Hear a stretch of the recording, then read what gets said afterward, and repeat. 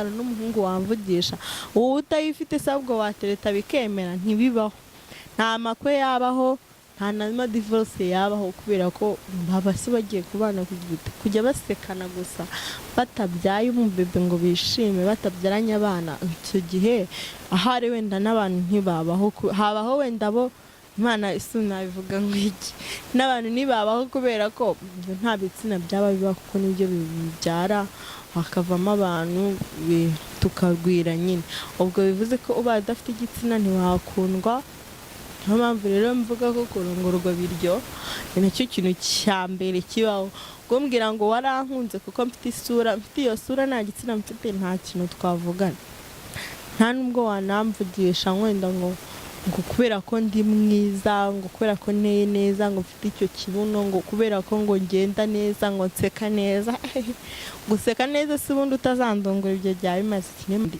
tangawizi mu buzima ikora umuti izamura ubushyuhe n'abazimu bose hari tangawizi ifashe ukayiteka nta sukari nta majyani nyinshi cyane wenda urugero dufate nka tangawizi ikiro tukaziteka muri litiro 3 z'amazi bishyushye cyangwa se birakazuyaze ukabinywa gusa nyine bitera umushyuko pe aho wicaye hose uba watse iyo binyweye cyane nk'ibikombe 2 uwo mwanya na nimugoroba cyangwa se buri saha wese ushakiye kunywa amazi ukabinywa nk'unywa amazi ukirengagiza ko biryana kuko biryana pe ariko biragufasha kubera ko bituma ubushyuhe bwiyongera ntabwo nzi niba bizana ayo mazi ariko ubushyuhe buraza bigakangura umubiri ugasanga nyine umubiri wawe wongeye kuba washyurwa cyangwa se wazamura ubushyuhe yaba ku mugabo yaba ku mugore itangawizi irafasha mumeze mute bavandimwe nizere ko mumeze neza nizere ko mwiriwe neza nari mbakumbuye Amahumbezi TV nk'uko bisanzwe tugaruka kubagezaho ibyiza ibiganiro byiza ibiganiro bifasha ibiganiro by'ubwenge ibiganiro nyine tubisusurutsa imitima y'abantu bisana imitima yakomeretse nshimira cyane abadukurikirana nshimira abatugisha inama nshimira wowe wakoze subscribe and like and share and comment ni inkunga ikomeye cyane ni inkunga ni ukuri Imana igibaho umugisha so uyu munsi rero ndashaka kuvuga ku kiganiro kijyanye no kurongora cyangwa se kurongorwa ese ubundi kurongorwa ni iki kurongora ni iki ese ubundi bifasha iki bimara iki ni akahe keza kabyo ni iki biraryoha birabiha ni iki so kurongorwa rero wowe kandi subscribe and like ubundi kumva iyi video nibwo ibintu bimera neza twagiye kurongora rero ngo baravuga ngo ni ibintu biryoha nako ni ibintu biryoha kuko nanjye biranandyohera ariko hari n'abandi bavuga ngo ni ibintu bibiha cyangwa se ni ibintu bibi biterwa nyine n'uko umuntu yabikorewe hari niko nabivuga kuko narongowe neza n'undi akarongorwa nabi yagenda avuga ati bya bintu biraryoha cyangwa se n'undi akavuga ati birase birabiha bimaze iki biki kubera ko yarongowe nabi nyine bigenda nabi so ariko buriya nta kintu kiryoha kuri iyi si nini mba mbona ari cyo kintu kibaho nzi kiryoha gusa kubera ko usanga bivuge urugero buriya umuntu adafite igitsina hari ubukwe bwabara nubwo bavuga ngo ntago ngo urukundo ngo ari sexy ngo ntago urukundo ari igitsina ese undi buriya ntagifitana n'umuhungu wamvugisha wowe utayifite sabwo watereta bikemera ntibibaho nta makwe yabaho nta na divorce yabaho kubera ko babasi bagiye kubana kujya basekana gusa batabyaye umubebe ngo bishime batabyaranye abana icyo gihe ahari wenda n'abantu ntibabaho habaho wenda bo Imana isuna bivuga ngo iki n'abantu nibabaho kubera ko nta bitsina byaba biba kuko nibyo bibyara hakavamo abantu tukagwira nyine ubwo bivuze ko uba adafite igitsina ntiwakundwa niyo mpamvu rero mvuga ko kurongorwa biryo ni nacyo kintu cya mbere kibaho. Kumbwira ngo warankunze kuko mfite iyo sura nta gitsina mfite, nta kintu twavugana. Nta nubwo wanamvugisha wenda ngo kubera ko ndi mwiza, ngo kubera ko nteye neza, ngo mfite icyo kibuno, ngo kubera ko ngo ngenda neza, ngo nseka neza. Guseka neza si ubundi utazandongora ibyo byaba bimaze iki. Niyo mpamvu rero nta kintu wabumbaza. Wenda hari impamvu nyine habamo abantu bavuga ngo biraryoha, abandi birabira kimwe, nk'uko nk'umugabo yicara akavuga ngo uriya mugore ngo arabishye, cyangwa se umugore akavuga ati uriya mugabo arabishye, bitewe n'impamvu, bitewe n'uko byagenze. Ariko numva ko bitagomba kubiha. Ikintu wakoze ugifiteho umutima, ibintu wakoze ubishaka, batagufosinze, batagufashe ku ngufu, niyihe mpamvu bitaryoha, niyihe mpamvu nyine bitaba byiza. Hari umuntu wambwiye ngo mu buzima bwe ntajya agira santima zo kurongorwa cyangwa se ngo yumve abishaka. Mana we, shaba ari ikintu kibi gikomeye cyane cyatuma usenya, kitatuma wubaka. Kuko udashaka imibonano mpuzabitsina, udashaka gukora sexe, ntabwo ntiwanaryoherwa, ntiwanagira n'ubwo bworohe cyangwa se ayo mavangingo cyangwa iki, kubera ko ntububishaka. Baba basa nk'abagufosinze cyangwa se nk'aho wabikoze bagufasha ku ngufu. Niyo mpamvu utanagira ubwo bworohe cyangwa se ngo ushake umuntu muri kumwe. Ariko se ubundi burabiterwa n'iki? Ni utuntu twinshi tubitera. Akenshi abagore bafata amawonapo, ibiki, bavuga ko atera nyine kuba nta bushake bubamo, akumisha, akakugira ingagare, ukagagara, ukuma koko. Ako bishobora kuba ari ibyo, ariko hari n'ibindi wakora ukabirwanya. Hari ukuntu ushobora kubirwanya. Niba wenda na power ifasha kugwa nabi, kakumisha, bigatuma udashaka imibonano mpuzabitsina, bigatuma udashaka kuba wabonana n'umugabo. Ariko hari ibintu bishobora kugufasha. Hari abantu benshi badakunda kunywa amazi, ugasanga ntayakunda, wenda nka mu gitondo akumva arabishye, akayanywa ariko yariye amafiriti cyangwa se yariye ubunyobwa, akumva ariko agomba kunywa amazi, cyangwa se umubiri we wayasaba akumva ko ayashaka. Wapi, ibyo bintu ntaho byakugeza, ibyo bintu byaba ari bibi cyane kurushaho. Ariko kuba ubundi kugira ngo ubwo bworohe buze cyangwa se bugire, njye hari akantu nakurangira kandi k'ingenzi: kuba wanywa amazi, kuba warya izo mbuto. Noneho hari ikindi, tangawizi mu buzima ikora umuti, izamura ubushyuhe. N'abazimu bose hari tangawizi ifashe ukayiteka, nta sukari, nta majyani nyinshi cyane. Wenda urugero dufate nka tangawizi ikiro, tukaziteka muri litiro 3 z'amazi bishyushye, cyangwa se biri akazuyaze ukabinywa. Gusa nyine bitera umushyuko pe, aho wicaye hose uba watse. Iyo binyweye cyane nk'ibikombe 2 uwo mwanya na nimugoroba, cyangwa se buri saha wese ushakiye kunywa amazi, ukabinywa nk'unywa amazi, ukirengagiza ko biryana, kuko biba biryana pe.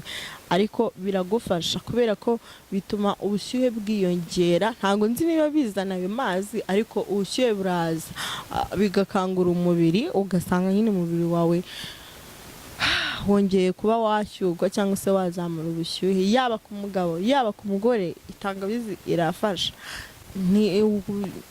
Irafasha cyane, ni umuti mwiza buriya abantu tutitayeho. Gusa nubwo akenshi bakunda kuvuga ngo tangawizi ngo ijyana n'indimu. Wapi, ukirinda indimu kubera ko irumisha bya danje, ugasanga nyine kugizeho ingaruka.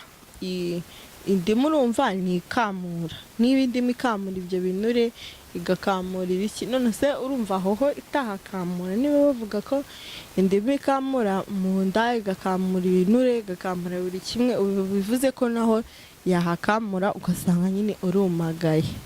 Ikindi, ukirinda gukora sexe nyine utabishaka. Niba wenda uzi ko icyo kintu utakigira, ukirinda gufosinga, kuko ukirinda kuba gufosinga, kuko uragira zana. Niba mwabikoze ushobora gukomereka, ukandura, cyangwa se ugakomereka ukarwana infection kubera ko iyo hajemo akantu k'agasebe cyangwa se hajemo akantu k'akabazo. Akenshi hari ahantu n'ahantu horoshye cyane, agasebe gato cyane kahatera infection ugasanga bibaye nabi. Noneho reba wisanganiwe ubwo bushake buke, wisanganiye ibyo bike yagezemo na infection, bibaye bibi kurushaho kuko zo noneho zituma umuntu atabishaka neza, zigatuma umuntu ababara, zigatuma umuntu niba ari kurongorwa akababara cyane nk'aho basutse mu rusenda agakora iki. Ariko nyine wirinze ibyo byose, ukanywa amazi, ukarya imbuto, ukanywa tangawizi, nyine ukabirwanya. Nawe nushaka kubyara ushaka iyo napo, nuyikuramo urabyara. Kandi nanone niba uyifite nanone bikugutera icyo kibazo, ariko ubaye wiseho kuri icyo kintu byakugirira umumaro, ugasanga nawe ugiye ku murongo. Nanone hari ugasanga yirinda nk'umugabo araho anavuga ati ngewe umugore wanjye arabiha, iyo ntagiye hanze sindongora ibiki. Ariko se ubundi ni iki gituma umugore wawe abiha? Abagabo mugira ingeso, ugasanga niba umugore wawe afite defo runaka ntushaka kuyimubwira, ntushaka kumubwira ati shiro wanjye ese wahinduye iki kintu. Ibintu byose byicwa no kutaganira. Niyo mpamvu usanga ingo nyinshi usanga zirakaye batavugana, umwe asohoka ajya mu kazi bakaseka ari uko bageze hanze mu bantu, cyangwa se bagaseka ari uko babonye abana, ariko imwe imbere mu mitima yabo batongana mu cyumba, ugasanga barwanye kubera impamvu iyi n'iyi. Wenda urugero, ushobora kuba umugore wawe uza ugasanga wenda nuka mu kanwa, cyangwa se ukumva afite impumuro twakwita wenda gahuyu, ukumva ntameze neza, bigatuma wenda izo santima zawe uvuga zigenda, ukaba wararekera undi muntu wo hanze bitewe n'ibyo yamubonyeho. Ariko se ko twari utuntu duto twahinduka ku muntu, wenda hari igihe umugore aba yiriwe muri abo bana n'umunaniro n'ibiki bitewe n'akazi kari muri urwo rugo, ugasanga yaguye agacuho, yaryamye, ibyo bintu ntiyabizirikanye, akumva ko nawe nyine nta kibazo uri bubigireho.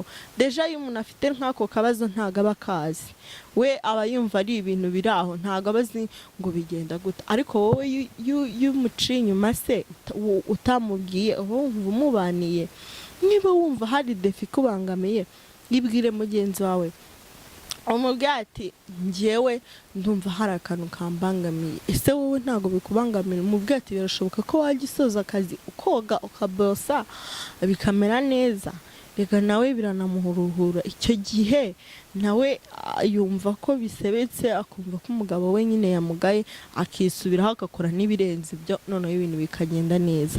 Ntago ari ngombwa guceceka ngo ubone ikibazo ngo uceceke. Guceceka ntacyo bubaka. Iyo ucecetse nawe ubona ko ntacyo bivuze, akabona ko nyine niyo mpamvu iyo ubonyeho ikosa umuntu ugomba, iyo umubaniye neza, ubundi inshuti nyanshuti ni kubonaho ikosa ikagukosora, ikakuvuga ati kanaka nuko byagenze gutya, ariko nawe wari ufite amakosa, nawe wari umeze gutya, bikaba ngombwa ko nawe yisubiraho bitewe nk'uko wabimubwiye. Ahubwo aho kugira ngo umuvuge hanze, umubwira ati turamuzi uriya ati ibiki n'ibiki taranuka, ibiki nyameze nk'uwaboze, banza umuhiteho, umubwire byibura natisubiraho, aribwo unamuteza n'inshuti ze nazo zimubwire, nabona ko abantu benshi bamugaye icyo kintu agikosore. Hindura rero imyumvire yawe, niba wumva ko uwo mugore urabibwira ari kurakarire, ari bugire teoya, nta buriya rero ngo kurindwa n'ijambo zanirwe n'uribwiye, ntago ari ishye ngo umugore wawe ngo ni iki, ngo umugore wawe ngo ni ibiki. Oya, ugomba kubyitaho.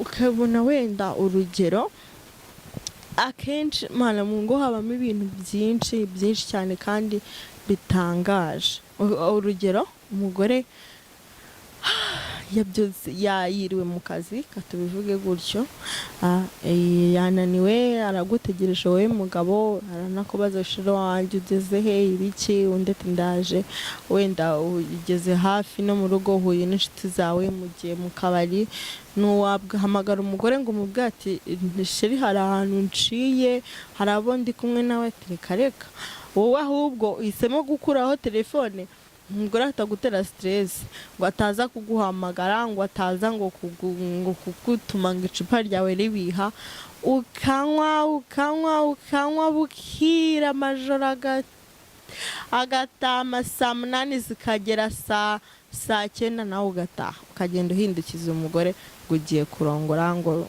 uramushaka. Ibaze ijya gutegereje ari mu bitotsi, n'amasaha y'ibitotsi, n'amasaha yo kuryama, yakanga bikakubabaza ngo ubwo ngarabishye, ngo ubwo ntaryoshye, ejo uzajya gushaka undi. Ariko se kuri mwagiye mwicara mukabanza mukitekerezaho mbere yuko utuma urugo rwawe rusenyuka, mbere yuko uvuga ko umugore abishye, mbere yuko uvuga imibonano kwikubihiye, ukicara nawe ukisuzuma ukareba ukamenya ngo ese ndi mukuri, ese nihe mpamvu, ese niki nakora ngo urugo rwanjye rwubake. Inshuti yanjye ngaho igenzure urugo rwawe ruzagenda neza. Cyo dugusaba no gukora subscribe and like and comment, ukibuka no gukora ku nzogera, waba bishaka ukadukorera share wumva ko ibiganiro byacu hari undi muntu byafasha, ubundi natwe tugakora icyo twaje gukora, tukakwigisha icyo tugomba kukwigisha. Kiganiro n'akagaruka yari Queen. Ciao ciao.